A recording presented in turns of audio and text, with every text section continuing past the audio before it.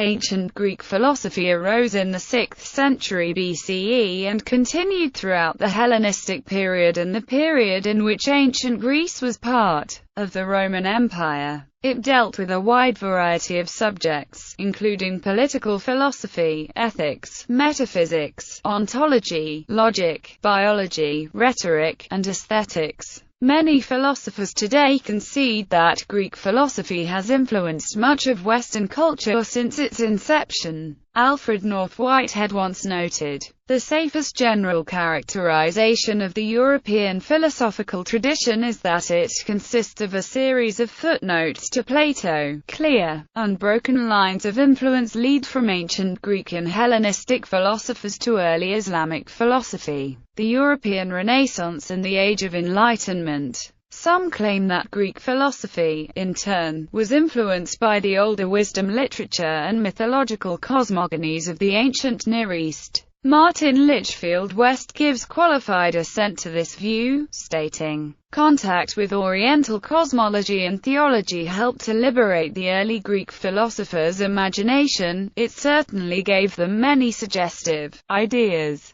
but they taught themselves to reason. Philosophy as we understand it is a Greek creation. Subsequent philosophic tradition was so influenced by Socrates that it is conventional to refer to philosophy developed prior to Socrates as pre-Socratic philosophy. The periods following this until the wars of Alexander the Great are those of classical Greek and Hellenistic philosophy. Pre-Socratic philosophy. The convention of terming those philosophers who were active prior to Socrates the pre-Socratics gained currency with the 1903 publication of Hermann Diel's Fragmenta Dev or Socratica. Although the term did not originate with him, the term is considered philosophically useful because what came to be known as the Athenian school signaled a profound shift in the subject matter and methods of philosophy. Friedrich Nietzsche's thesis that this shift began with Plato rather than with Socrates has not prevented the predominance of the pre-Socratic distinction. The pre-Socratics were primarily concerned with cosmology, ontology and mathematics. They were distinguished from non-philosophers, insofar as they rejected mythological explanations in favor of reasoned discourse. Milesian school Thales of Miletus, regarded by Aristotle as the first philosopher, held that all things arise from water. It is not because he gave a cosmogony that John Burnet calls him the first man of science, but because he gave a naturalistic explanation of the cosmos and supported it with reasons. According to tradition, Thales was able to predict an eclipse and taught the Egyptians how to measure the height of the pyramids. Thales inspired the Milesian school of philosophy and was followed by Anaximander, who argued that the substratum or arch could not be water or any of the classical elements but was instead something unlimited or indefinite. He began from the observation that the world seems to consist of opposites, yet a thing can become its opposite. Therefore, they cannot truly be opposites but rather must both be manifestations of some underlying unity that is neither. This underlying unity could not be any of the classical elements, since they were one extreme or another. For example, water is wet, the opposite of dry, while fire is dry, the opposite of wet. Anaximenes in turn held that the arche was air, although John Burnet argues that by this he meant that it was a transparent mist, the ether. Despite their varied answers, the Milesian school was searching for a natural substance that would remain unchanged, despite appearing in different forms, and thus represents one of the first scientific attempts to answer the question that would lead to the development of modern atomic theory. The Milesians, says Burnet, asked for the phi epsilon sigma iota sigma of all things. Xenophanes. Xenophanes was born in Ionia, where the Milesian school was at its most powerful, and may have picked up some of the Milesians' cosmological theories as a result. What is known is that he argued that each of the phenomena had a natural rather than divine explanation in a manner reminiscent of Anaximander's theories, and that there was only one God, the world as a whole, and that he ridiculed the anthropomorphism of the Greek religion by claiming that cattle would claim that the gods looked like cattle, horses like horses, and lions like lions. Just as the Ethiopians claimed that the gods were snub-nosed and black and the Thracians claimed they were pale and red-haired. Burnett says that Xenophanes was not, however, a scientific man, with many of his naturalistic explanations having no further support than that they render the Homeric gods superfluous or foolish. He has been claimed as an influence on Eleatic philosophy, although that is disputed, and a precursor to Epicurus, a representative of a total break between science and religion. Pythagoreanism. Pythagoras lived at roughly the same time that Xenophanes did, and, in contrast to the latter, the school that he founded sought to reconcile religious belief and reason. Little is known about his life with any reliability, however, and no writings of his survive, so it is possible that he was simply a mystic whose successors introduced rationalism into Pythagoreanism, that he was simply a rationalist whose successors are responsible for the mysticism in Pythagoreanism, or that he was actually the author of the doctrine. There is no way to know for certain. Pythagoras is said to have been a disciple of Anaximander and to have imbibed the cosmological concerns of the Ionians,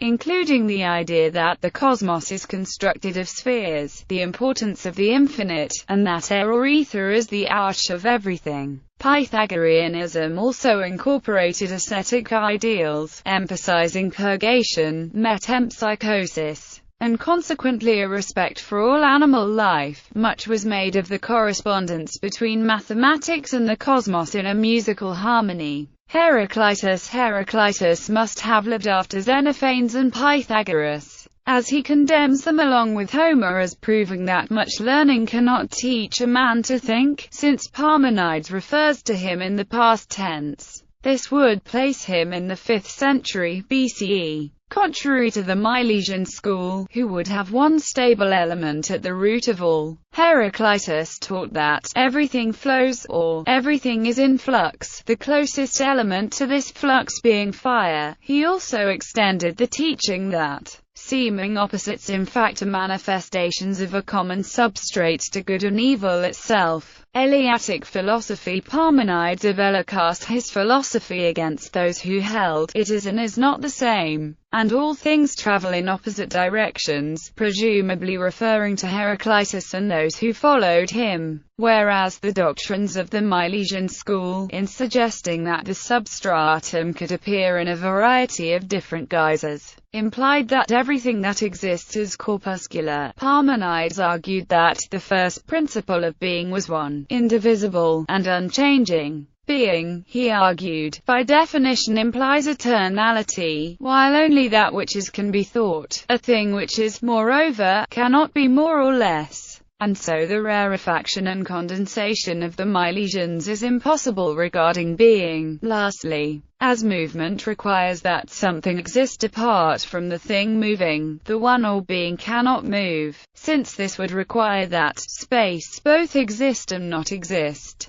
While this doctrine is at odds with ordinary sensory experience, where things do indeed change and move, the Eleatic school followed Parmenides in denying that sense phenomena revealed the world as it actually was. Instead, the only thing with being was thought, or the question of whether something exists or not is one of whether it can be thought. In support of this, Parmenides' pupil Zeno of Ela attempted to prove that the concept of motion was absurd and as such motion did not exist. He also attacked the subsequent development of pluralism, arguing that it was incompatible with being. His arguments are known as Zenos paradoxes. Pluralism and atomism. The power of Parmenides' logic was such that some subsequent philosophers abandoned the monism of the Milesians, Xenophanes, Heraclitus, and Parmenides, where one thing was the arche, and adopted pluralism, such as Empedocles and Anaxagoras.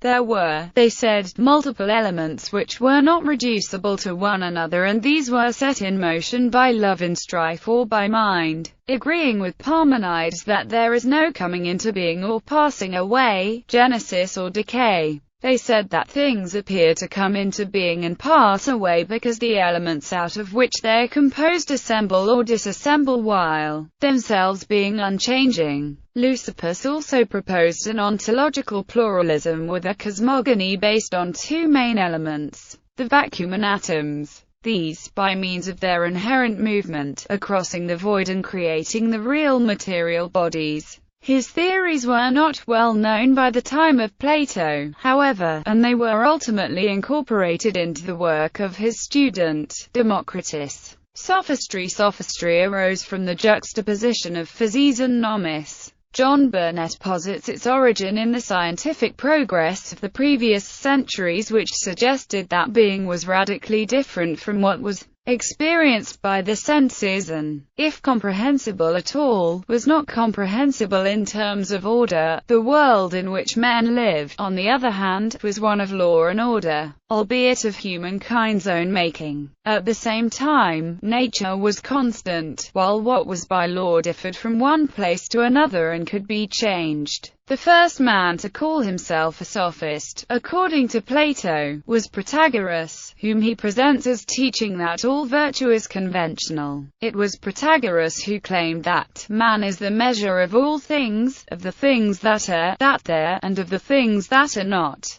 that they are not, which Plato interprets as a radical perspectivism, where some things seem to be one way for one person and another way for another person, the conclusion being that one cannot look to nature for guidance regarding how to live one's life. Protagoras and subsequent sophists tended to teach rhetoric as their primary vocation. Prodicus, Gorgias, Hippias, and Thrasymachus appear in various dialogues, sometimes explicitly teaching that while nature provides no ethical guidance, the guidance that the laws provide is worthless, or that nature favors those who act against the laws.